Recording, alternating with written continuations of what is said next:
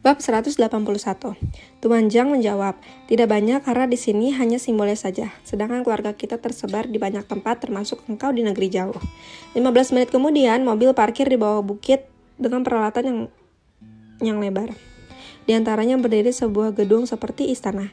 Tuan Besar Zhang bersama orang-orangnya mengajak Frankly berserta rombongan untuk naik dan masuk ke istana itu. Di dalam sudah menunggu tetua-tetua lain, di antaranya yang sudah Frankly kenal seperti Jenang, Guntur, Rio, dan banyak lagi. Semua memberi hormat kepada Frankly. Tuan Besar membawa Frankly duduk di meja utama. Tania yang dari tadi digandengkan ayahnya melepas tangannya dan berkata, "Ayah, itu foto ayah ada di sini." Frankly dan rombongan melihat ke arah lukisan usang yang menempel di dinding itu. Laki-laki berdiri dengan gagah di sampingnya duduk seorang wanita cantik sambil tersenyum. Sebelum duduk, Frankly berdiri memandang lukisan tua itu. Laki-laki itu memang mirip dengannya. Dia mengalihkan pandangannya kepada Tuan Besar Zhang yang tersenyum padanya. Lalu Tuan Besar Zhang berkata, "Lukisan ini dibuat ribuan tahun lalu. Tahukah engkau siapa lelaki itu?" Frankly dan yang lain diam. Maka Tuan Besar Zhang melanjutkan, "Lelaki itu adalah Rei Zhang, dan yang perempuan adalah Sebe Zhang." Mendengar ini, Frankly melangkahkan kakinya ke lukisan lalu membungkukkan tubuhnya diikuti istri putra-putri dan rombongannya. Setelah selesai, Frankly diajak duduk. Cecilia berkata, "Leluhur Rei Zhang sangat mirip dengan engkau." Frankly mengangguk lalu berkata kepada putrinya, "Yang di lukisan itu bukan ayah, namun dia adalah leluhurmu Rei Zhang dan Sebe Zhang." Tania tertawa lalu berkata, "Adik sudah mengatakannya sebelum ayah. Itu dia masih muda 5 tahun setelah dia melewati masa sulitnya." Tuan Besar Zhang mendekati Tania lalu bertanya, "Nona kecil, apakah wajahnya dan kakaknya seperti di lukisan itu?" Tania menatap Tuan Besar Zhang lalu mendekati adiknya. Tak berapa lama Tania berkata, "Itu dia dan kakaknya. Pelukis membuatnya berdasarkan mimpi, maka hasil wajah dan bentuk dirinya sama persis." Mendengar ini, Tuan Besar Zhang berkata, "Lukisan ini harus disterilkan, masukkan ke dalam kaca agar tidak pernah hancur." Semua orang yang berada di sana juga mendengar kata-kata Tania dan perintah Tuan Besar. Mereka menjawab, "Kami akan melakukannya." Frankly berkata kepada Randu, "Engkau hubungi adikmu Jarko, pelukis yang dia gunakan di Qinghai, agar dikirim kemari untuk membuat duplikat lukisan ini." Randu mengangguk menjawab, "Dilaksanakan Tuan." "Ayah, adik tidak suka orang lain melihatnya kecuali keluarganya," Tania berkata. Frankly mengambil putrinya duduk di pangkuannya. Kemudian dia mengambil putranya dari pelukan Cecilia lalu dia berkata, "Putraku, lukisan di sini bisa rusak. Jika rusak, maka keturunan kita tidak akan dapat menyaksikan wajah leluhur Rei Zhang dan kakaknya. Jadi ayah hanya akan melukisnya untuk dibawa ke rumah agar ayah dapat memandang leluhur ayah." Bagaikan mengerti, Rei Zhang yang masih berusia kurang dari seminggu itu menggerakkan kakinya dengan mengulum senyum di bibirnya. Tania turun dari pangkuan ayahnya lalu menghadap ke Tuan Besar Zhang lalu bertanya, "Tuan Besar, di sini ada pelukis yang baik, tentu bisa melukis ulang lukisan itu hingga ayahku dapat membawa lukisan itu untuk rumah kami." Tuan Besar Zhang tersenyum menjawab, "Tentu ada, nanti paman perintahkan orang untuk melukis ulang." Tania tersenyum lalu berkata, "Jika tidak ingin celaka, maka lukisannya dibuat satu, tidak boleh lebih. Jika lebih, maka pelukis akan celaka." Tuan Besar Zhang mengangguk lalu menjawab, "Paman mengerti." Tania kembali kepada ayahnya lalu berkata, "Ayah, adik menyetujui permintaanmu, namun hanya satu lukisan saja. Jadi di dunia ini hanya dua, satu di sini dan satunya di rumah kita." Frankly mengangguk. "Sampaikan terima kasih ayah padanya." Tania tertawa lalu berkata, "Ada satu lagi." Tania menunjuk ke arah kamar di istana itu. Semua orang menatap arah yang ditunjuk Tania. Kamar itu adalah kamar Rei Zhang dahulu. Sejak dia pergi, maka kamar itu terkunci dan tidak pernah dibuka hingga sekarang. Namun Tania mengacungkan jarinya ke arah pintu, maka perlahan pintu itu terbuka dan sebuah tanda terbungkus kain putih melayang ke arahnya. Tuan Besar Zhang berkata, "Itu kruk milik leluhur." Tania memalingkan wajahnya kepada Tuan Besar Zhang lalu berkata, "Adikku ingin membawanya karena di waktunya kelak dia membutuhkan ini untuk berjalan." Tuan Besar Zhang tertawa lalu berkata, "Itu miliknya, maka hanya dia yang berhak menggunakannya. Lalu bagaimana dengan benda lain yang masih tersusun di sana? Apakah dia ingin membawanya juga?" Tania menggelengkan kepalanya lalu dia berkata, "Tuan Besar, adik tidak membutuhkan yang lain. Biarkan benda-benda itu di sana seperti saat dia meninggalkannya dahulu." Tuan Besar Zhang bangkit dari kursinya lalu berkata, "Apakah begitu kondisi ruangan itu selama ribuan tahun lalu?" "Kami tidak mengetahuinya karena ruangan itu selalu terkunci." Tania mengangguk lalu berkata, "Ruangan itu sama persis saat dia meninggalkan tempat ini." Tuan Zhang bangkit lalu berkata, "Ruangan itu jangan dibersihkan.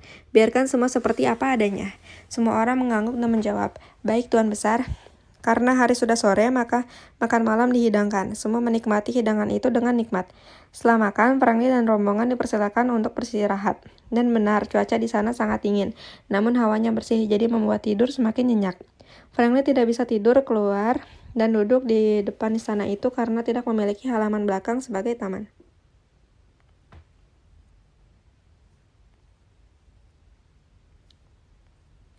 Tuan Besar Jang tersenyum lalu berkata, "Duduklah, mari kita mengobrol. Aku sedari tadi menunggumu." Franklin tersenyum lalu menjawab, "Kenapa engkau tidak memanggilku?" Tuan Besar Jang tertawa lalu berkata, "Aku tahu engkau akan keluar pada saatnya tanpa dipanggil." Franklin mengangguk lalu duduk di depan Tuan Besar Jang yang masih tersenyum sambil memegang gelas kopinya. Tak lama pelayan datang membawa kopi untuk Franklin dengan makanan ringan di atas piring yang masih mengeluarkan asap tipis tanda baru dimasak.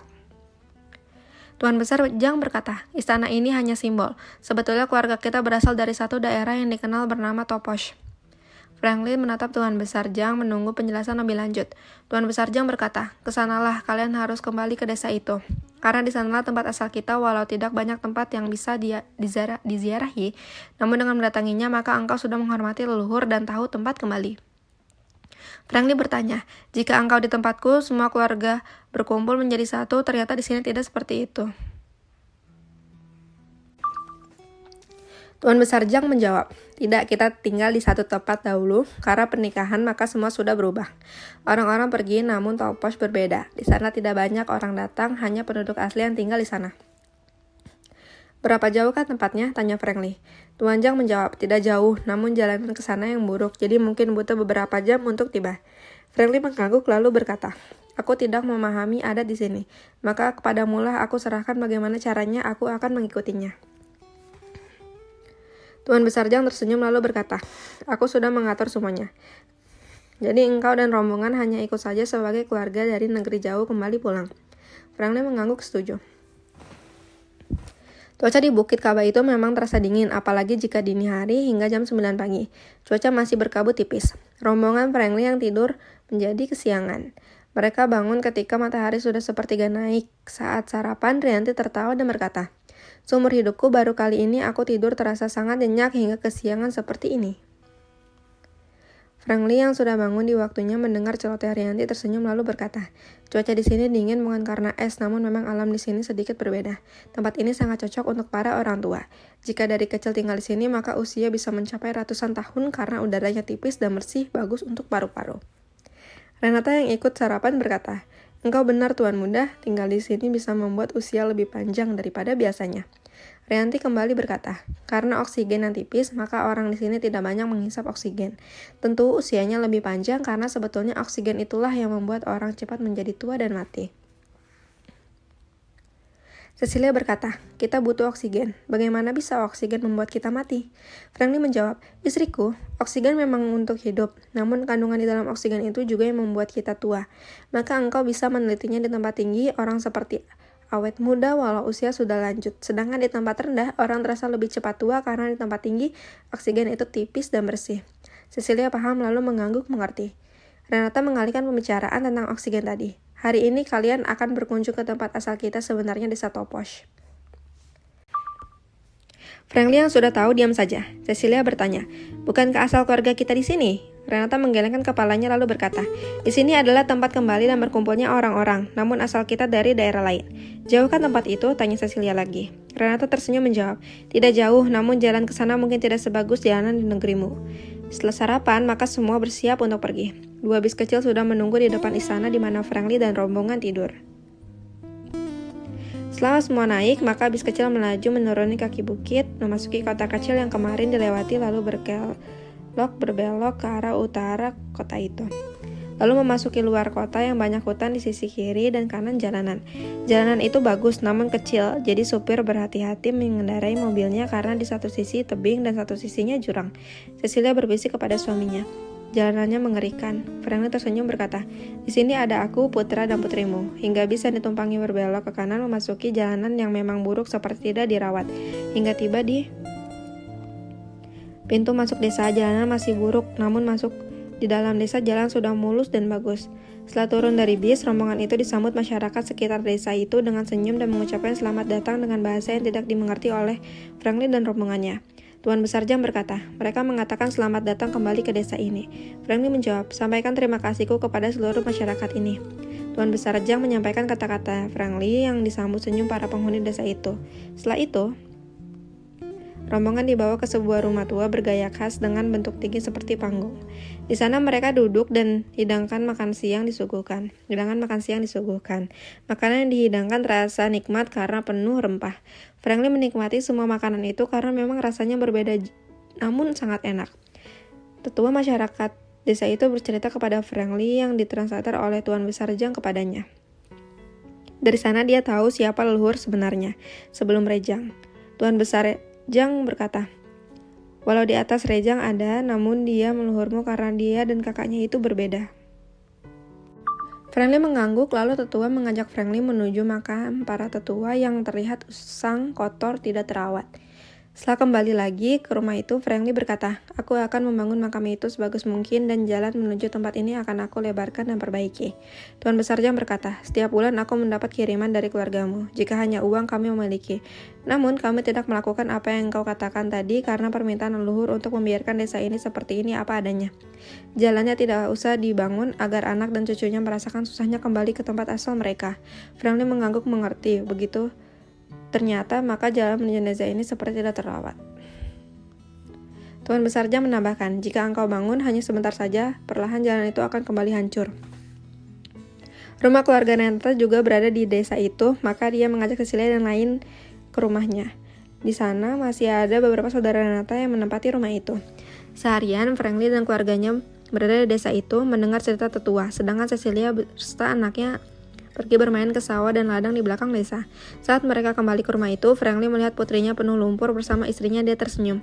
Di sini mereka bebas dan bisa melakukan apa saja. Timbul rasa bahagia pada senyum Franklin menatap mereka yang habis bersenang-senang di sana.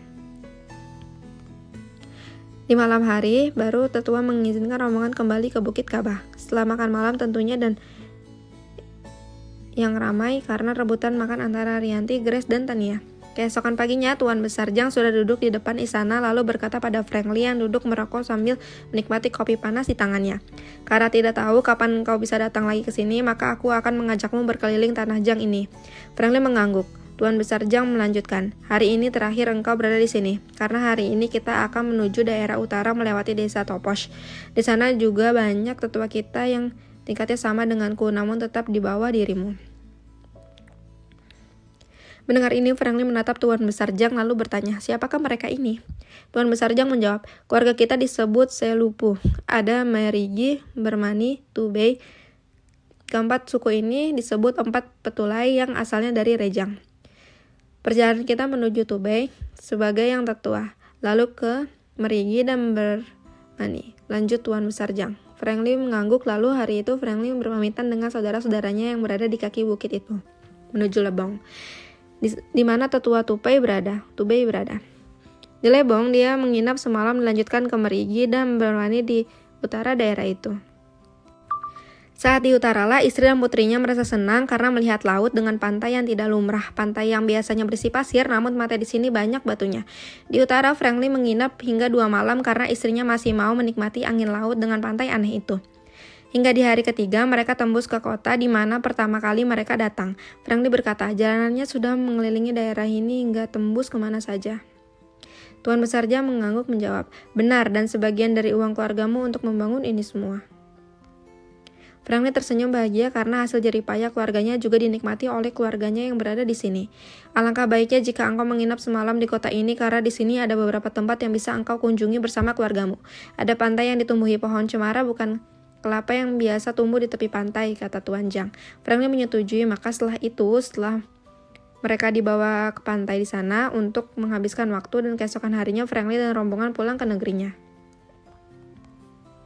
Di puncak Kabah, Anita Lu yang mendapat kabar bahwa putra dan menantunya dalam perjalanan pulang mempersiapkan semuanya, termasuk penjemputan di bandara dan memperindah puncak Kabah. Semua penghuni kaki bukit naik ke puncak membantu Anita dan menemaninya menunggu Franklin kembali. Semua yang tahu kepulangan tuan muda penghuni puncak, maka mereka segera berangkat menuju puncak. Cheho pun tak ketinggalan, dia naik ke puncak. Menjelang tengah hari, 2 mobil masuk dan parkir keluar. Franklin bersama keluarganya diikuti mobil kedua, Randu dan adik-adiknya. Mobil ketiga menyusul bersih 3 gadis cantik. Setelah Frankly duduk, tatapan mata Anita kepadanya begitu tajam. Maka Frankly berkata, Nenek Renata masih rindu dengan keluarga dan tinggal di sana berapa lama. Begitu juga dengan nenek cantikku beserta suami dan 2 orang sahabatnya tinggal di sana untuk melepas rindu mereka. Pasti di waktunya mereka akan kembali ke sini. Mendengar ini, Anita tersenyum lalu berkata, syukurlah kalau begitu, aku pikir terjadi hal-hal buruk pada mereka. Cecilia berkata, dengan adanya dirimu maka semua aman, sembari menunjuk ke putrinya yang masih bermain dengan bonekanya yang hampir seminggu dia tinggalkan.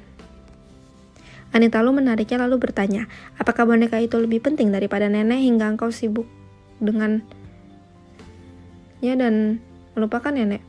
Tania tertawa lalu berkata, nenek asyik berbicara bersama ayah dan ibu dan melupakan aku.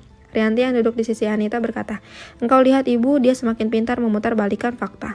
Anita tersenyum lalu menjawab, itu kecerdasan yang tiada duanya di saat terpojok masih bisa membuat orang terdiam. Leoni dan Renat asik mengobrol bersama putri mereka, sedangkan Grace duduk sendiri hingga Anggiani mendekatinya dan bertanya, bagaimana di sana? Apakah enak tinggal di sana? Grace tersenyum menjawab, Bibi di sana aneh satu daerah namun cuacanya berbeda-beda. Begitu juga sifat orang yang mengikuti cuacanya. Anggini mengangguk lalu berkata, memang seperti itu. Di daerah panas biasanya orang memiliki sifat yang cepat emosi. Grace mendengar lalu melihat ke kanan dan ke kiri, namun tidak melihat Andi Lau. Untuk bertanya dia tidak berani. Anggiani tahu maka dia berkata, keponakanku sedang berada di markas militer bersama Peter Law. Wajah Grace memerah ketika mendengar kata-kata itu karena dia ketahuan sedang mencari Andi.